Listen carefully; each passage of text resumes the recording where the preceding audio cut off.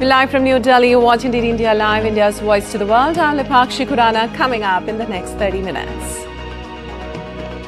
One Nation, One Election Bill, also known as the Constitution 129th Amendment Bill 2024, to be introduced in the lower house of Indian Parliament.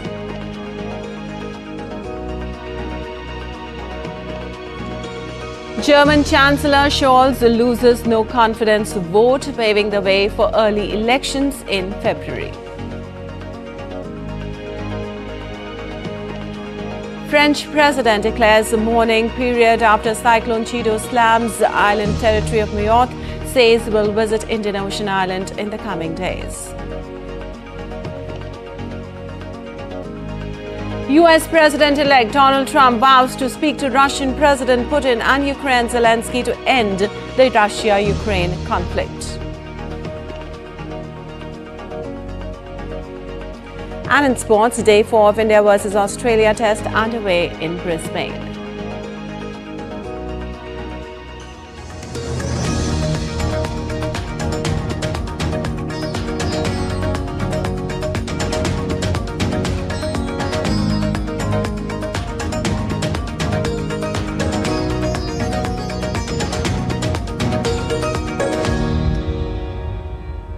On to the details. One Nation, One Election Bill is slated to be introduced in the lower house of the Indian Parliament on Tuesday. The bill, which provides for simultaneous elections, is in the listed agenda of the Lok Sabha for Tuesday with the name Constitution 129th Amendment Bill.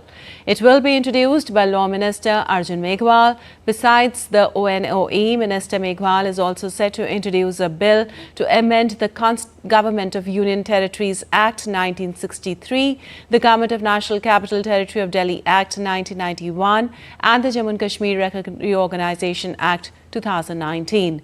This bill seeks to align elections for assemblies in Delhi, Jammu and Kashmir and Puducherry for purposes of simultaneous elections. The Union Cabinet had in September accepted the recommendations of the high-level committee. The panel recommended the implementation of simultaneous polls in 2 phases. It recommended holding Lok Sabha and Assembly elections simultaneously in the first phase and conducting local body elections, panchayat and municipalities within 100 days of general elections. It said there should be a common electoral roll for all elections.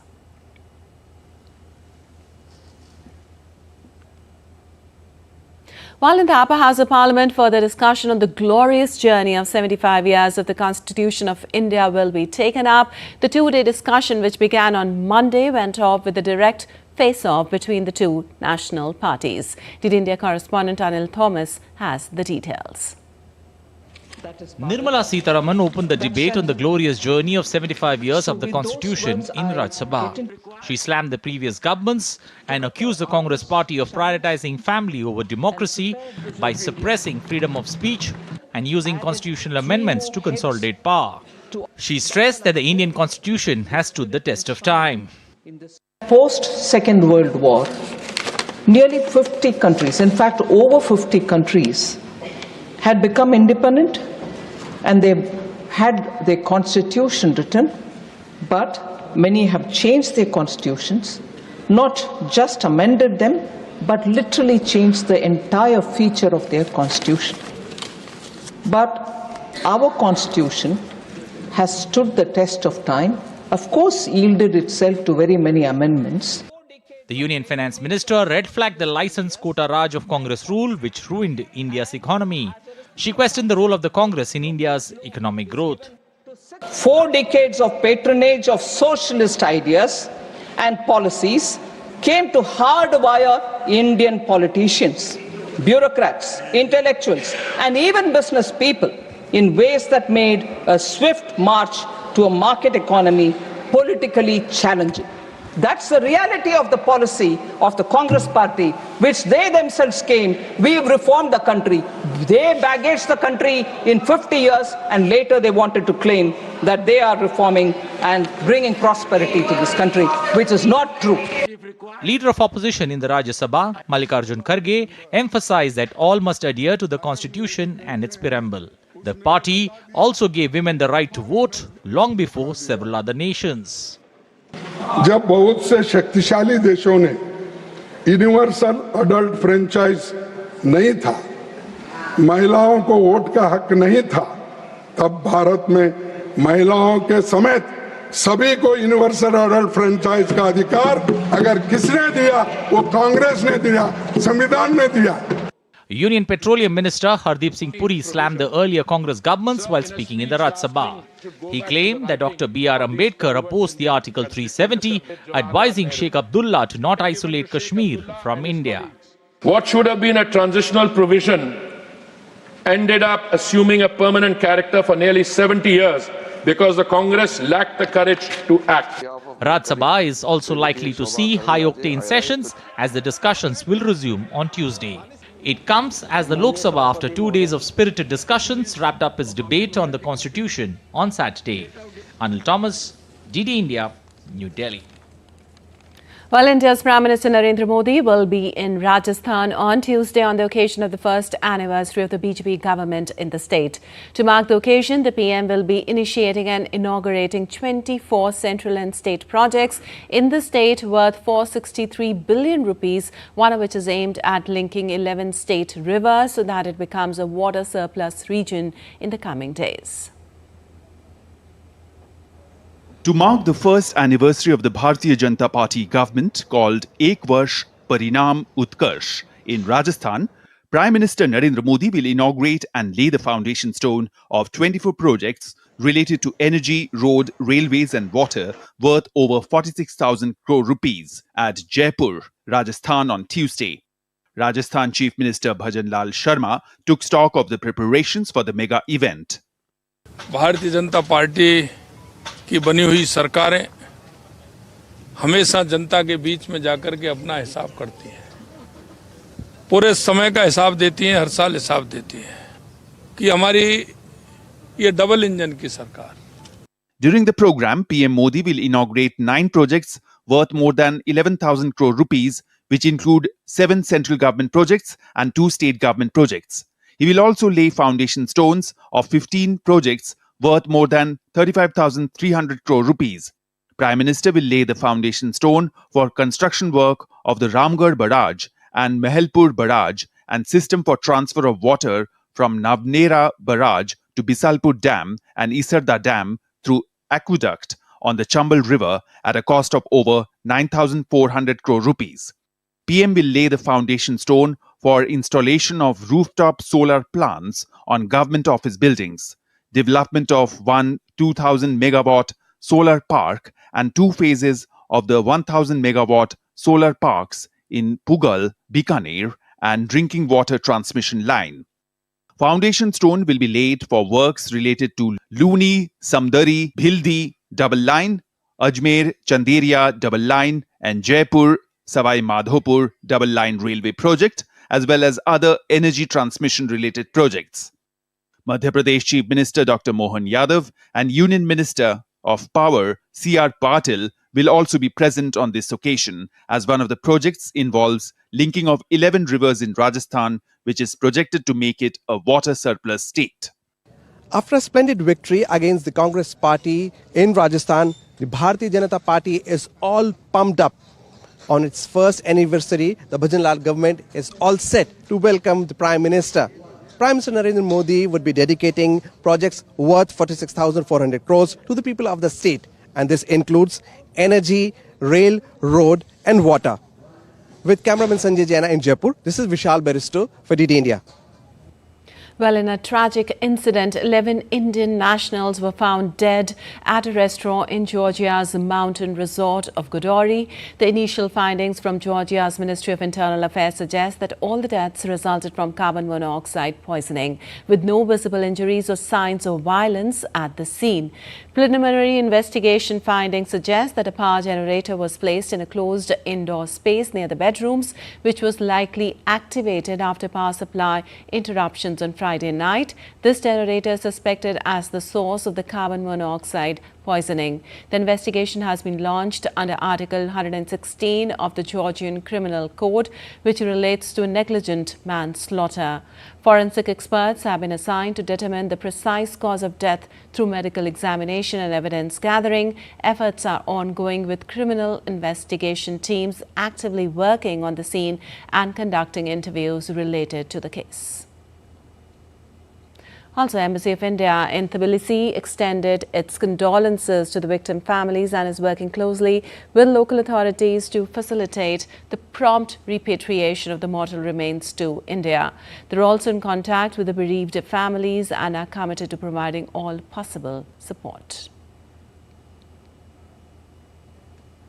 And India and China will hold the Special Representatives Dialogue on the boundary question in Beijing on Wednesday. India's National Security Advisor and India's Special Representative on the India-China boundary question, Ajit Doval, will hold the 23rd meeting of the Special Representatives with his Chinese counterpart and Minister of Foreign Affairs of China, Wang Yi.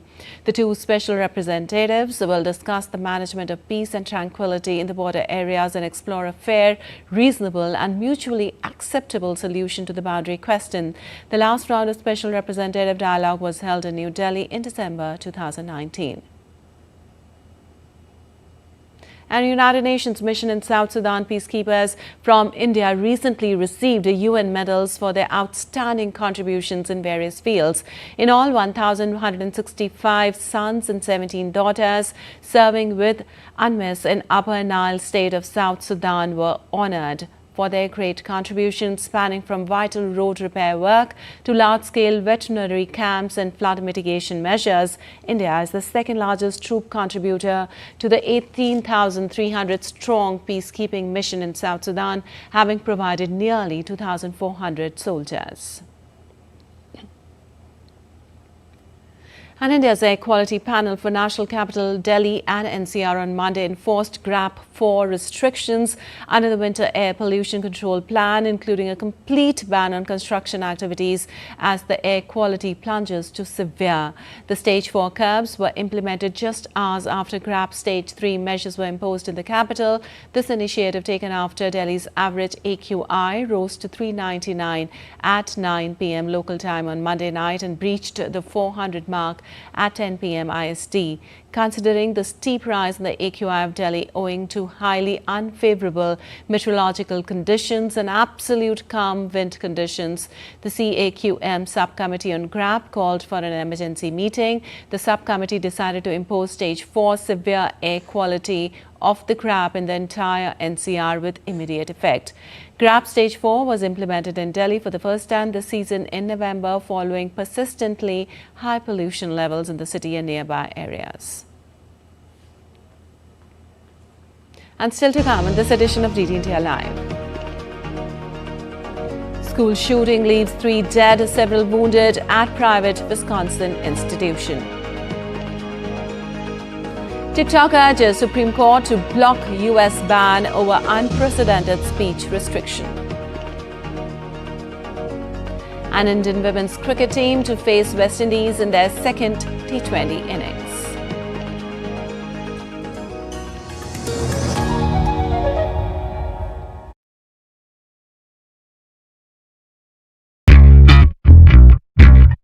I'm on a quest to explore the history of Goa.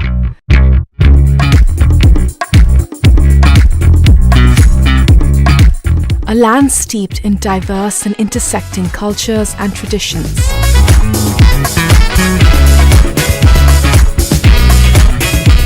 I think this is one of my favorite pieces of art in the city. Here, influences from multiple faiths coalesce in beautiful ways. From religious sites to charming villages and vibrant streets.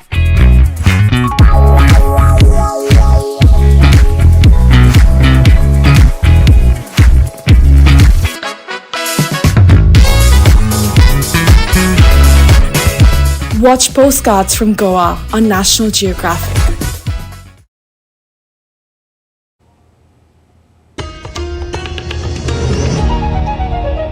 Welcome back. You're watching DD India Live. I'm Lepakshi Kuran, and moving on. German Chancellor Olaf Scholz lost a confidence vote on Monday, putting Europe's biggest economy on the path to elections on the 23rd of February. It marked the effective end of his troubled government, although the centre-left Chancellor continues in a caretaker role and with the minority in Parliament. Scholz lags badly in the polls behind Conservative opposition leader Friedrich Merz, who heads the Christian Democratic Union of ex-Chancellor Angela Merkel. Scholz had called the vote weeks after his coalition collapsed. Later on Monday, he asked President Frank-Walter Steinmeier to dissolve the legislature soon and ask voters to head back to the ballot box. We owe our citizens decency and seriousness, as I have already said, but the reason for my decision to end the coalition government was something else. It was caused by an even more important question, namely the question of whether and how we invest in our country.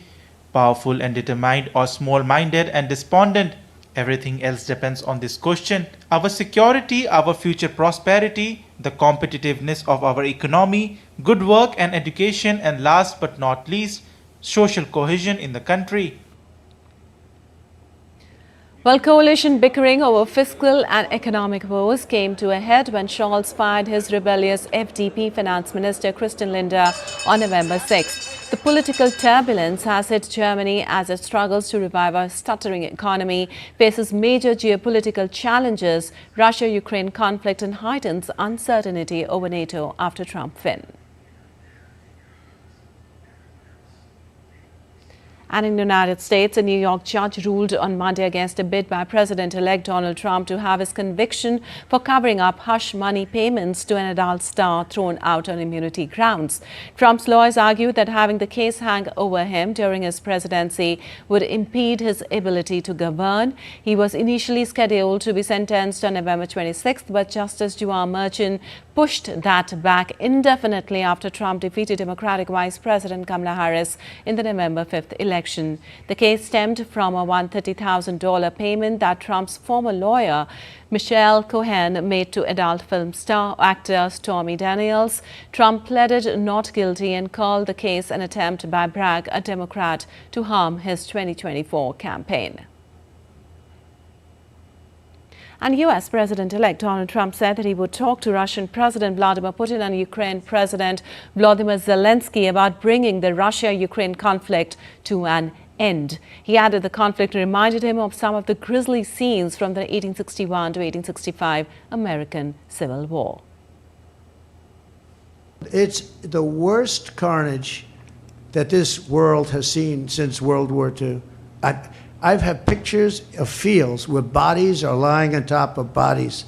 Looks like the old pictures of the Civil War, where just bodies are all over. Just if you saw those pictures, you'd feel more strongly about it. It's got to stop. And we're trying to get it.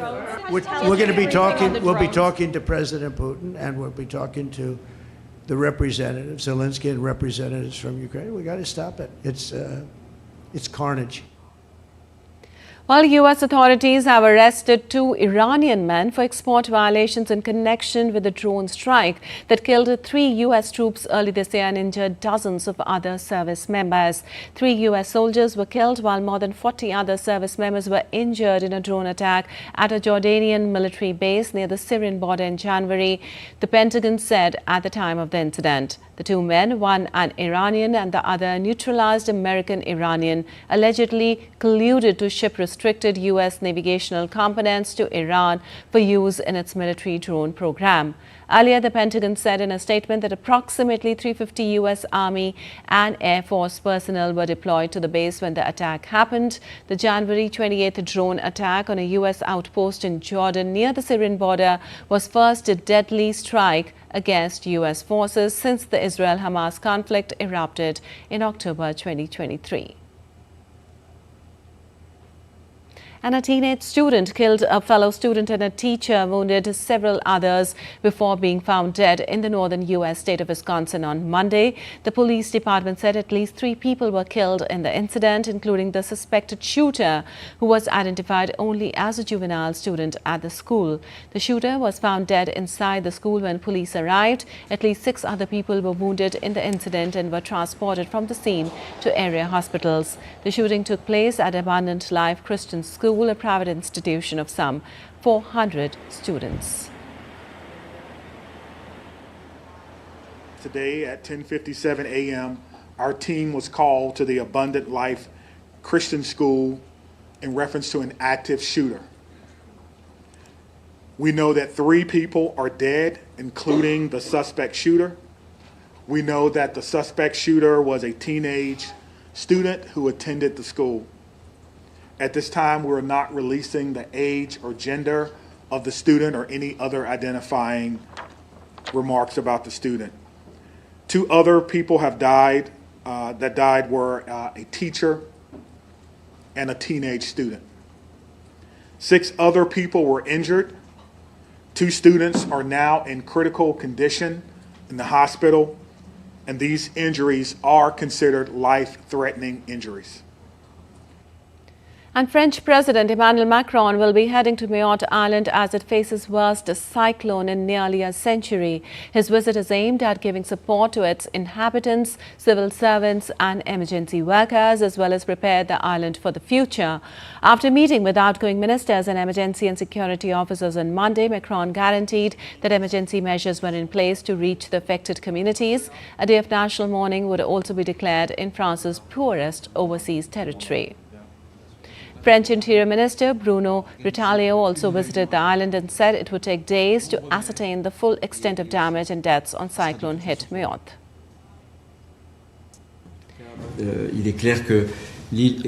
It is clear that the island is totally devastated. As for the government's response, we wanted to go there. We 3 government ministers, first to show the population our sympathy and also to make an assessment. We are thinking of all these families who are very severely affected, but also to show all the people of Mayotte that the government is by their side with a helping hand.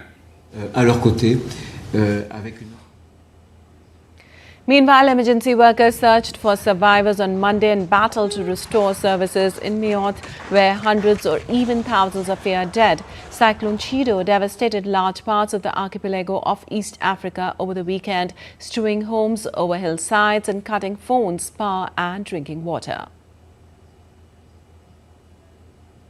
And some news from around the world now. Hong Kong Palace Museum will host a special joint Forbidden City Versailles exhibition. Starting on Wednesday, the exhibition celebrates the 60th anniversary of China-French relationship. It will showcase a host of artifacts from both the Chinese and French palaces in the 17th and 18th centuries. Artifacts from Beijing and Versailles, though more than 8,000 kilometers apart, have come together for the first time in Hong Kong in the Palace Museum's latest exhibition.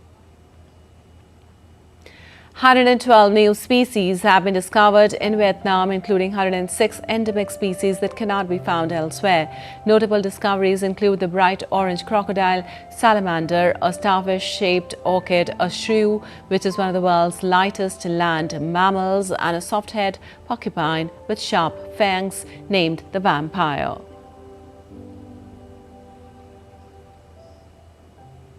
And now to some business news now. TikTok made a last-ditch effort on Monday to continue operating in the United States. TikTok asked the U.S. Supreme Court to temporarily block a law that would force its Chinese owner to sell the online video sharing platform or shut down a month from now. TikTok and ByteDance filed an emergency request to the justices for an injunction to halt the looming ban on the social media app used by about 170 million Americans, while they appeal a lower court's ruling that upheld the law. TikTok asked the nation's top court to make a decision by January 6th. The law signed by President Joe Biden in April would block TikTok from U.S. app stores and web hosting services unless its owner, ByteDance, divests from the app by January 19th. And now to some sports news. KL Rahul made Australia regret the early lifeline given to him as he notched up on a half-century on day 4 of third test at the Gabba on Tuesday. Earlier, Rahul earned prized lifeline on the first ball of the day as Steve Smith dropped his catch in the slips.